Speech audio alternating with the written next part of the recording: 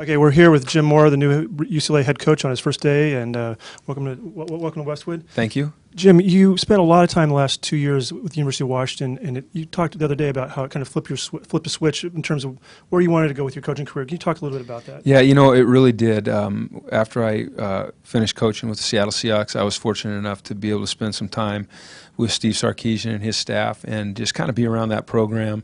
And there was a real purity, a real energy, a real passion that I felt from those players and those coaches that was really attractive to me. And it did, like you said, it flipped my switch. It turned me from being a guy that thought he'd always be in the NFL into being a guy that was really interested in the college game. And then, you know, I love the sense of community that being on a campus provides. Right. You know, I'm excited to go to basketball games and baseball games and support the volleyball team and gymnastics and things like that. And in the NFL, you don't have that opportunity. And so today, you know, I got to spend a few minutes just walking around the campus, and it was energizing. Growing up, I was always on a campus. I was either at the University of Colorado or I was at the University of Washington. Obviously, I was here for a year. I remember riding the team bus with my dad when he was the head coach at Occidental to games, and you know, being around the athletes, shooting hoops, you know, in the gymnasium, running around the track, being at practice. I mean, that's how I grew up. Right.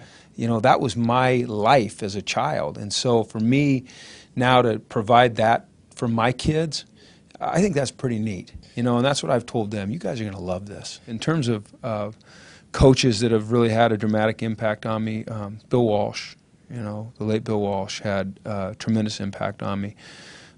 Steve Mariucci had a tremendous impact on me. Being around guys like Dick Vermeil when I was growing up, Don Coryell. You know, I've been lucky to be around a lot of good ones. Jim Finks. Just the list goes on, and you try to take a little bit from each of those guys.